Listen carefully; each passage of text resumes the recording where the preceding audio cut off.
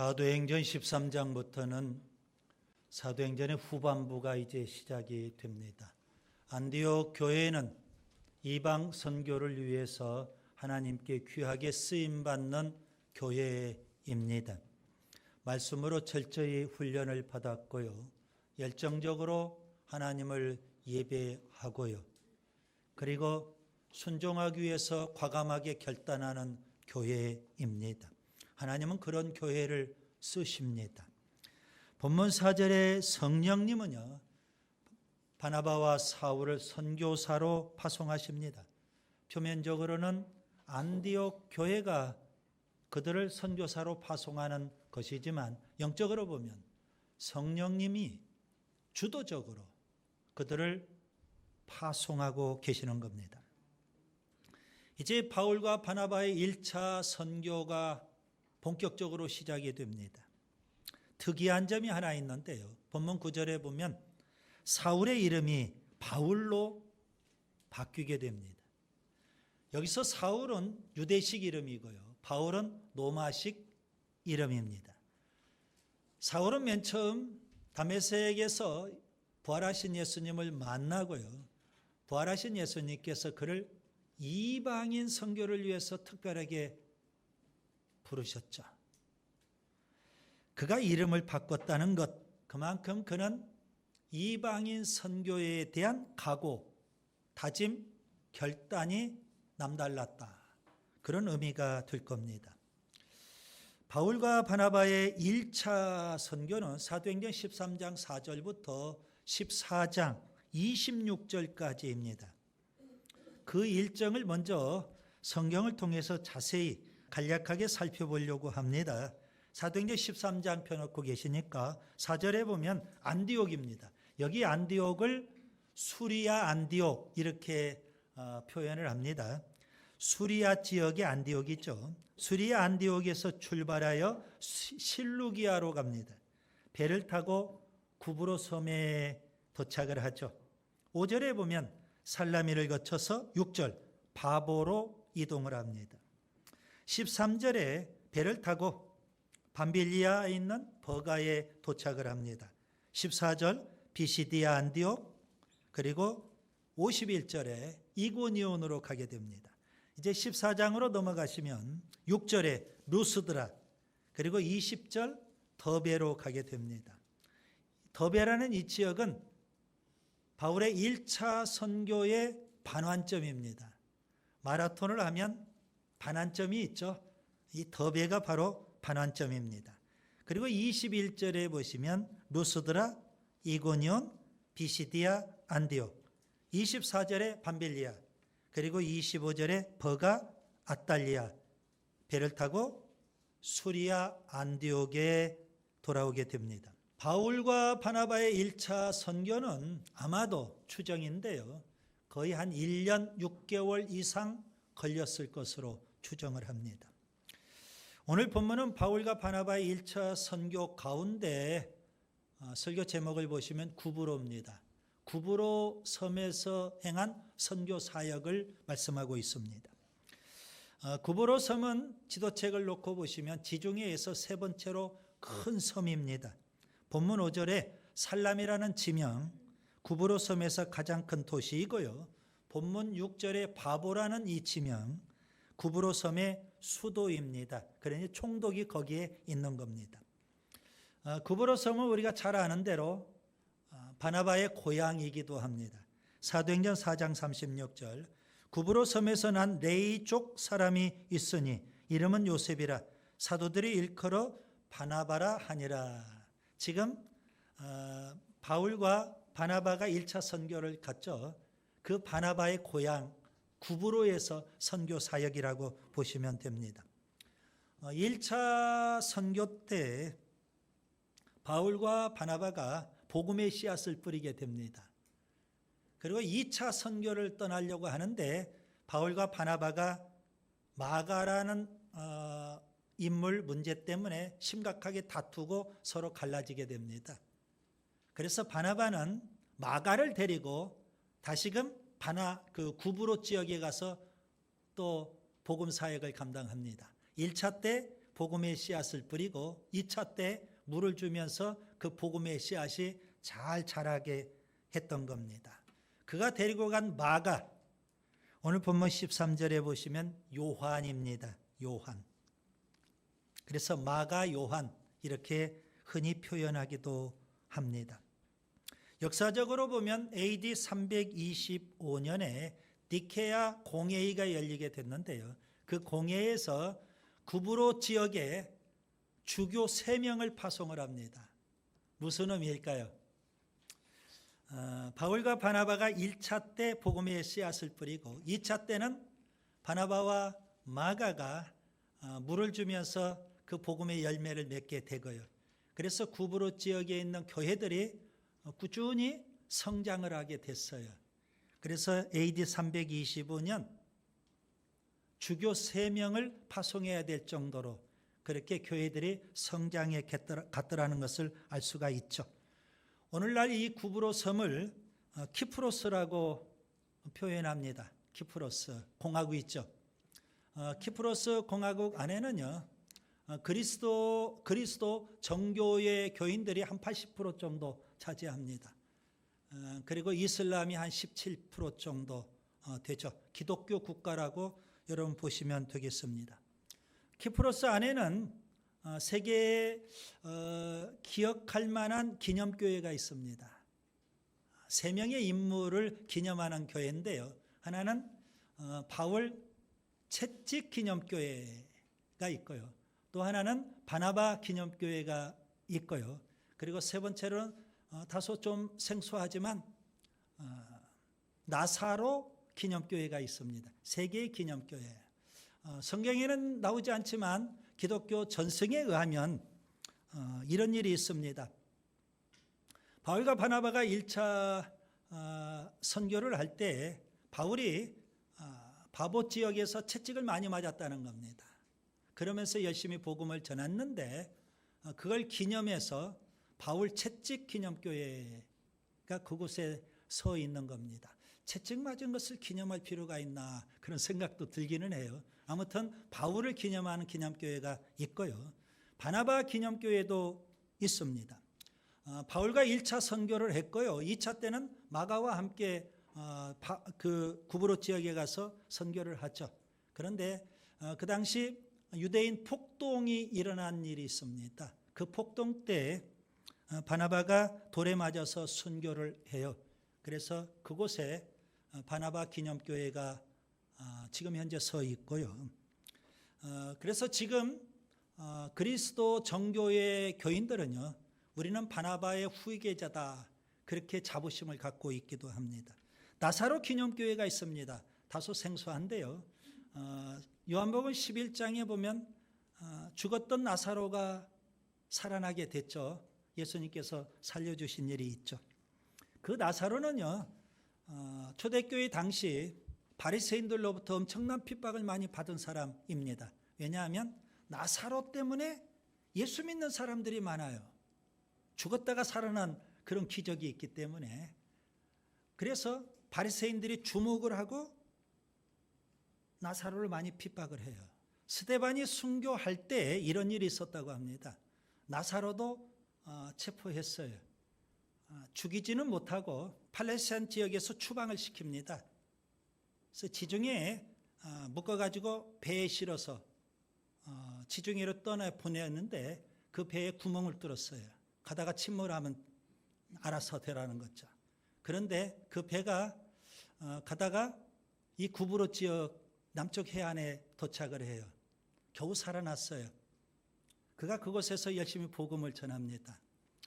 스데반 순교 때 성경은 이렇게 말씀을 하고 있어요. 사도행전 11장 19절. 그때 스데반의 일로 일어난 환란으로 말미암아 흩어진 자들이 베니게와 구브로와 안디옥까지 이르러 유대인들에게 말씀을 전하니라. 그 중에 한 사람이 바로 나사로예요. 나사로가 구브로에 가서 열심히 복음을 전하는 겁니다. 바울과 바나바가 1차 선교를 할 때 그 구브로 지역에 가서 나사로를 만나게 됩니다. 나사로를 그곳 교회의 지도자로 세웠다고 그래요. 그래서 나사로는 그 이후 30년 동안 그곳에서 목회 사역을 하고 전도 사역을 하고 그곳에서 죽었다는 겁니다.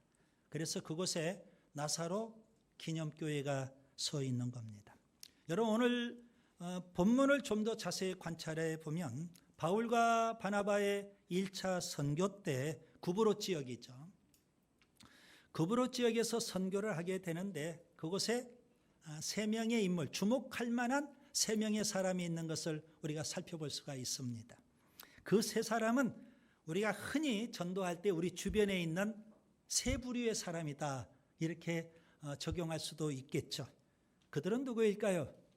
첫째, 바예수입니다. 본문 6절에 보시면 바울과 바나바가 1차 선교를 할 때 맨 먼저 만난 사람 바예수입니다. 바예수는 전도 현장에서 우리가 반드시 만나게 되는 아주 상징적인 그런 인물이라고 보시면 됩니다. 바예수예요. 이 바라는 단어는 누구의 아들 그런 의미죠. 예수님께서 베드로를 부르실 때 바요나 시몬아 부르시죠. 요나의 아들 시몬 그런 의미입니다. 바예수, 예수의 아들, 구원의 아들 그런 의미가 그 이름 속에 담겨 있습니다. 바예수는 누구일까요? 오늘 성경을 자세히 보시면 3가지로 정리가 되죠. 본문 6절 유대인 거짓 선지자라는 겁니다. 둘째 본문 7절 총독인 서기오 바울과 함께 있다는 겁니다. 이 말은 서기오 바울 총독이죠. 총독의 측근이라는 의미일 겁니다. 셋째 본문 8절 엘루마입니다. 원래 엘루마라는 이 단어는 현자, 지혜자 그런 의미가 됩니다. 바예수는 아마도 자기 스스로를 엘루마라고 그렇게 소개를 했을 겁니다. 그래서 총독에게 접근을 했고요. 총독에게 지혜를 주는 사람, 총독의 측근이 되는 겁니다.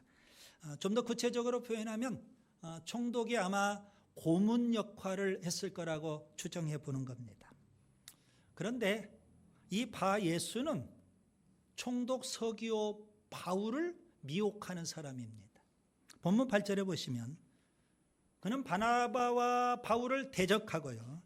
총독 서기오 바울로 하여금 예수를 믿지 못하도록 방해하고 해방하는 사람입니다.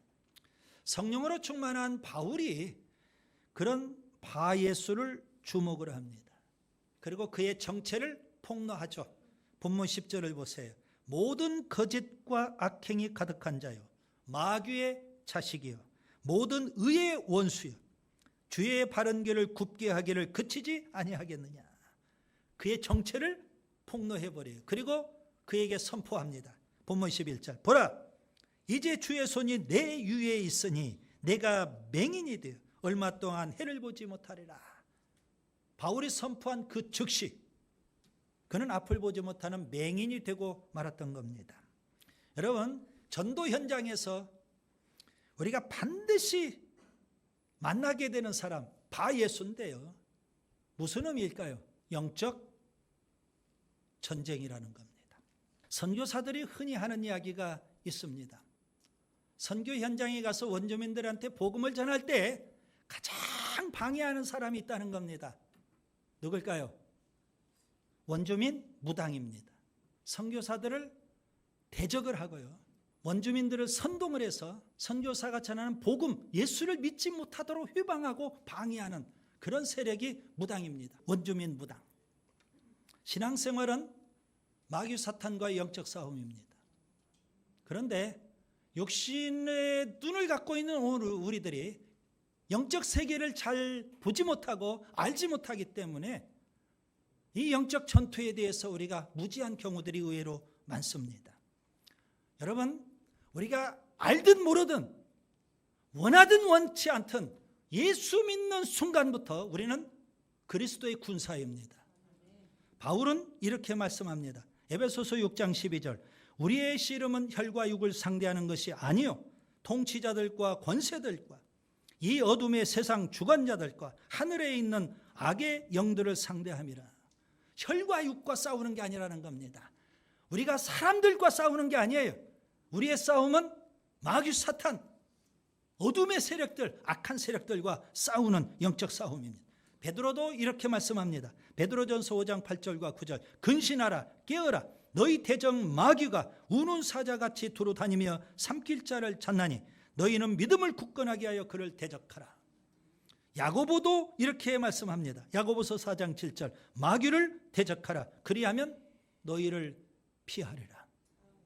여러분, 바 예수를 통해서 우리가 배워야 될 소중한 교훈이 있습니다. 우리의 신앙생활은 영적 전쟁이다. 특별히 복음을 전하는 최전선에서 영적 전투가, 영적 전쟁이 있다는 사실을 기억해야 되는 겁니다. 둘째, 또 만나는 사람이 있습니다. 서기오 바울입니다. 본문 7절. 바울과 바나바가 1차 선교를 할 때 반드시 만나야 될 사람, 서기오 바울입니다. 여러분, 서기오 바울은 어떤 사람일까요? 한마디로 이렇게 표현할 수 있겠죠. 우리가 고넬료를 배우지 않았습니까? 고넬료를 제가 뭐라고 표현했어요? 최고의 전도 대상자다. 일종의 서기오 바울이 고넬료 같은 전도 대상자입니다. 준비된 영혼이고요. 그의 마음밭이 옥토와 같은 사람입니다. 여러분, 전도할 때 그런 사람을 만나야 되고요. 그런 사람을 전도 대상자로 우리가 삼아야 되는 줄 믿습니다. 서기오 바울에게는 두 가지 특징이 있습니다. 하나는요, 총독이라는 점이고요. 또 하나는 지혜 있는 사람이라는 점입니다. 여러분, 이 두 가지가 굉장히 중요한 겁니다. 전도 대상자에게 있어서. 자, 먼저 총독이죠. 무슨 의미일까요? 그는 유력한 사람, 영향력이 있는 사람이라는 의미입니다. 여러분, 전도 대상자를 우리가 찾을 때 반드시, 물론 모든 영혼이 천하보다 다 귀합니다. 그럼에도 불구하고 우리가 어느 지역에 가서 복음을 전할 때 그 지역에 유력한 사람, 영향력이 있는 사람, 특별히 그 공동체의 의사결정권자, 이런 사람을 우리가 주목하고 전도 대상자로 삼고 그런 사람들을 우리가 만나서 복음을 전할 수 있어야 하는 겁니다. 사도행전 8장 27절에 전도자 빌립이 광야에서 만난 에티오피아 내시 같은 사람입니다. 왜 그가 유력한 사람일까요? 그는 에티오피아 여왕 간다게의 모든 국고를 맡은 관리인 내시입니다. 그냥 일반 내시가 아닙니다. 하나님은 그런 에티오피아 내시를 주목하시는 겁니다. 그 한 사람이 아니라 그를 통해서 하나님 앞에 돌아올 수많은 영혼을 하나님은 보시기 때문에 그런 사람을 주목하고 전도자 빌립으로 하여금 광야에 가서 그를 만나라, 그렇게 말씀하시는 겁니다. 사도행전 10장에 보면 고넬료와 같은 사람입니다. 고넬료는 백부장이죠. 그는 베드로에게 신방 요청을 해요. 그리고 그는 가족을 다 불러 모읍니다. 집안의 사람들을 다 불러 모읍니다. 친척들을 다 불러 모읍니다. 심지어 친구들까지도 다 불러 모읍니다. 유력한 사람, 영향력 있는 사람이라는 의미입니다. 또 서기오 바울의 중요한 특징 가운데 하나는 지혜 있는 사람입니다. 여러분, 지혜가 있다는 것은 무슨 의미일까요? 바울과 바나바냐, 아니면 엘루마라고 하는 바 예수냐, 이것을 분별할 줄 아는 지혜가 있는 사람인 겁니다. 그동안은 바울과 바나바가 그 지역에 가기 전까지는 그는 엘루마인 바 예수가 진짜인 줄 알았어요.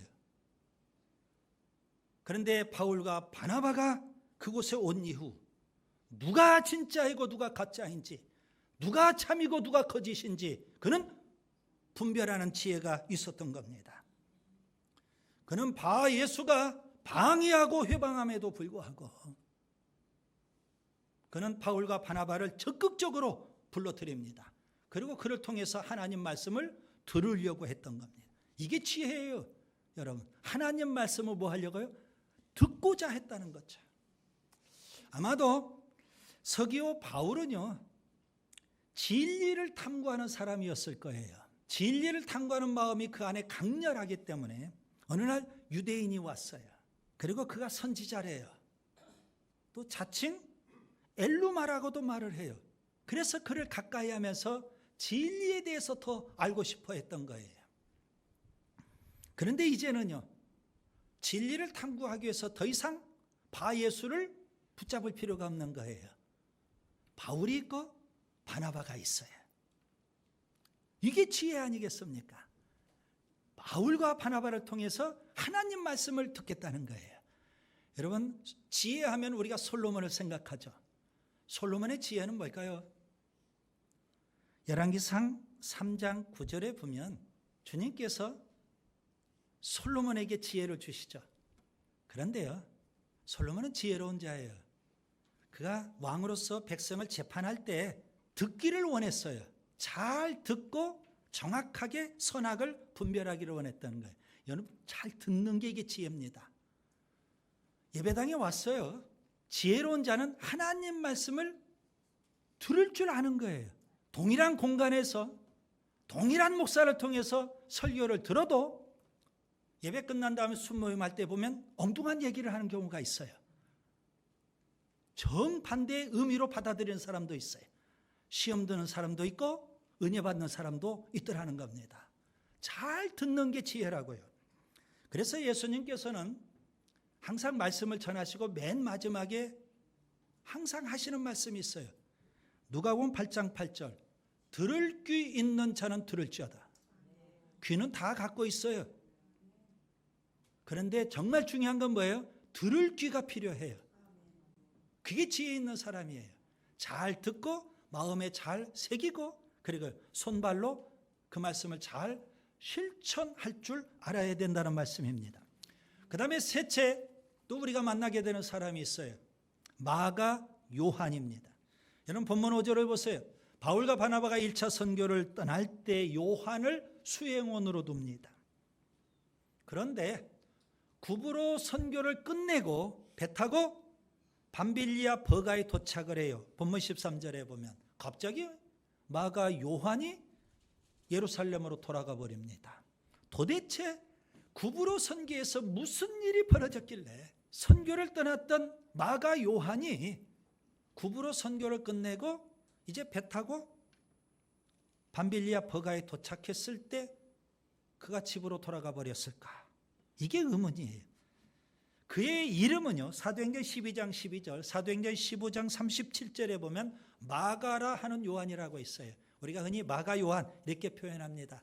그 마가는요, 예루살렘에 마가다락방이 있죠. 예루살렘 교회의 산실, 그 마가입니다. 그리고 여러분 성경책을 갖고 있죠. 마가복음이 있을 거예요.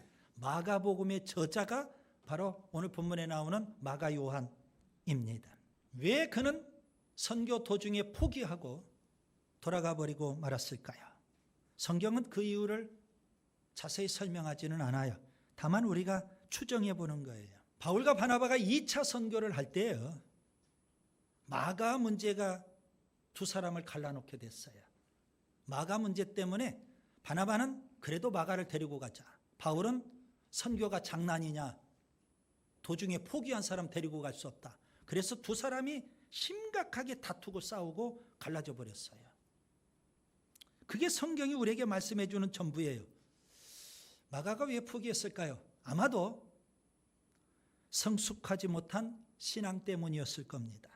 아무리 그가 수행원으로 따라다닌다 할지라도 선교 현장에 그 힘든 일 감당하기에는 역부족이었을 겁니다. 예수님께서 십자가에 지시기 전날 밤 겟세마네 동산에서 기도하십니다. 기도를 다 끝내셨을 때 유대 교권자들이 와서 예수님을 체포하죠. 그때 예수님의 제자들은 어떻게 합니까? 예수님을 다 버리고 도망가 버렸어요. 그런데 그 현장에 또 한 사람이 있었어요. 누굴까요? 마가 요한이에요. 마가 요한은 그때 장면을 이렇게 묘사를 합니다. 마가복음 14장 51절 52절. 한 청년이 벗은 몸에 배 혼유부를 두르고 예수를 따라가다가 무리에게 잡힘에 배 혼유부를 버리고 벗은 몸으로 도망하니라. 그 청년이 바로 마가 요한이에요. 여러분, 마가 요한은 전력이 있어요. 무슨 전력이요? 도망가는 전력이 있어요. 한 번으로 끝나면 좋은데 이번에 또 선교 현장에서 힘들다고 도망가 버리고 말았어요. 그의 별명은 뭐예요? 우리가 붙여줄 수 있어요. 도망자. 이거예요. 그런데 그렇게 선교 현장에서 포기하고 도망가 버리는 일명 도망자 같은 그가 훗날 어떻게 됐을까요? 베드로는요, 그런 마가 요한을 영적 아들이라고 그렇게 표현을 해요. 베드로전서 5장 13절, 내 아들 마가, 이렇게 표현합니다. 자랑스럽게 여겨요. 그렇죠. 마가 다락방, 예루살렘 교회 담임 목회자가 누구예요? 베드로. 그 예루살렘 교회가 어디가 있어요? 마가 다락방. 그러면 마가는 어머니를 따라다니면서 교회 열심히 다녔고, 베드로 목사님을 통해서 설교도 많이 듣고 신앙의 훈련도 받았을 거예요. 베드로는 그런 마가를 도망자 마가라고 하지 않고 내 영적 아들 마가, 이렇게 표현을 해요. 그러면 바울은 그런 마가 요한을 뭐라고 표현할까요? 훗날 도망자, 이렇게 표현했을까요? 저는 괘씸한 놈, 어떻게 선교하다가 도망가냐?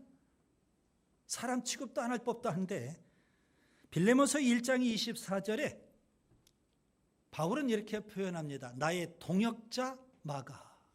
동역자래. 디모데후서 4장 11절에는요, 바울이 순교하기 직전에 표현한 거예요. 내가 올 때에 마가를 데리고 오라. 그가 나의 일에 유익하니라. 마지막 죽어가면서 바울은요, 마가가 옆에 있기를 원했어요. 유익한 사람이라는 거예요. 마가는요, 로마 황제의 엄청난 핍박 때 고난받는 그리스도인들을 위해서 그가 격려하는 편지를 써요. 그게 바로 우리가 갖고 있는 마가복음이기도 해요. 전승에 의하면 그는 이집트에 가서 복음을 전했대요. 알렉산드리아에서 교회를 개척하고 복음을 전하다가 그는 피투성이가 되어서 순교를 했다는 겁니다. 실패한 마가 요한, 유약한 마가 요한, 도망자 마가 요한이 어떻게 그렇게 강인한 사명자가 될 수 있었을까요? 그의 배후에는 베드로가 있고요, 바나바가 있어요. 여러분, 신앙생활에는 영적 멘토가 중요해요. 우리가 한 번, 두 번 도망갈 수도 있어요. 좌로, 우로 우리가 실족할 수도 있다고요. 그러나 끝내 일어나서 우리가 목표를 향해서 달려가야 돼요. 물론 그런 실패, 그런 실족 없으면 더 좋죠. 처음부터 끝까지 올곧게 믿음의 길, 사명의 길 간다면 얼마나 좋을까요?